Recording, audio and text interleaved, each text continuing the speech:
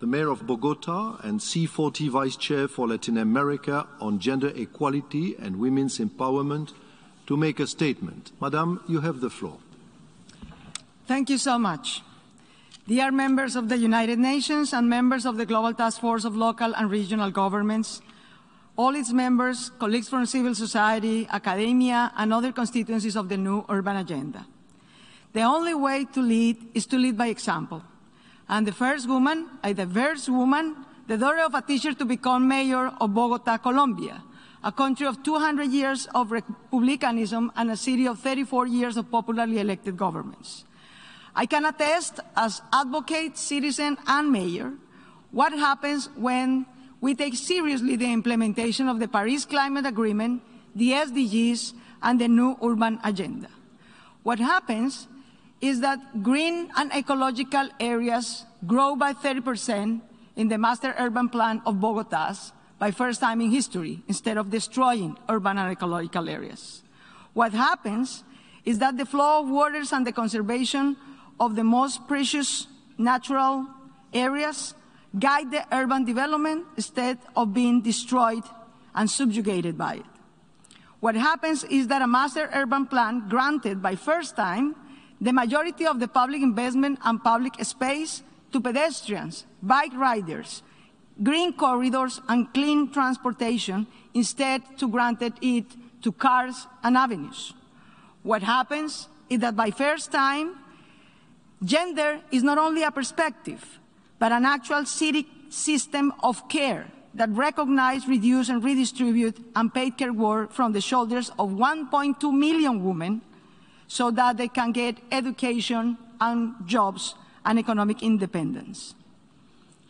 That is what happens when we actually integrate and execute the multilateral goals and agendas set in the United Nations. As it has been remarked by all national states today in this assembly, we, the people, we, the cities and regions, are the drivers of change, growth, innovation, and diversity.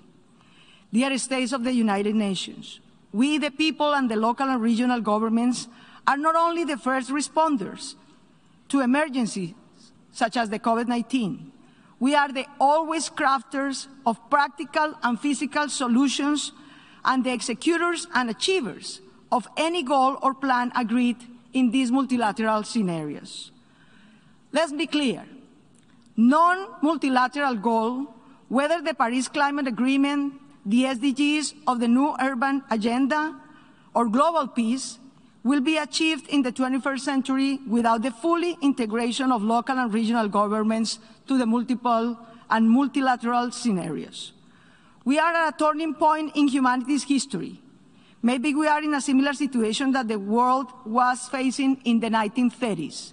We are confronted by challenges posed by multiple global crises, pandemic, unemployment, social upheaval, and threats to crumble democracy and war. What would local and national governments have done in the beginning of the 1930s if they had known what would happen to the world just a few years later? That is the question we need to pose and answer today. The world then had to face political produce of those multiple global crises, fascism, Nazism, and communism, with the greatest technological invention of its time. The atomic bomb was used by first time. Today, those and more advanced military creations exist, but we know that using them will lead to the end of the planet and the entire humanity. Therefore, using them is not an option. We need to use science, knowledge, and collective local action to protect democracy and multilateral institutions that will allow us to act decisively and efficiently to prevent and mitigate our current challenges: climate change, opportunities for education, employment, local security, and global peace. That's what our citizens demand and need. You all must understand that local governments are relevant not only because of the pandemic.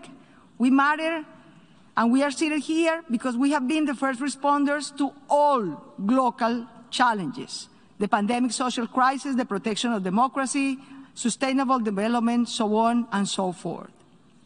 We cannot allow violent expansionism to impose itself again and rise to breed more poverty, unemployment, and crisis.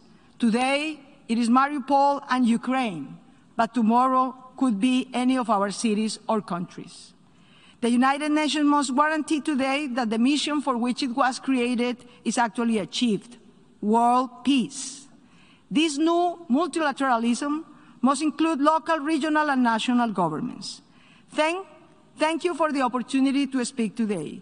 We hope that our request to be represented as local and regional governments in this General Assembly will be seriously considered, and the importance of the role in executing and ensuring the achievement of global agendas of the local governments is clear to all of us. We owe it to represent the present and the future generations. It is time to act collectively.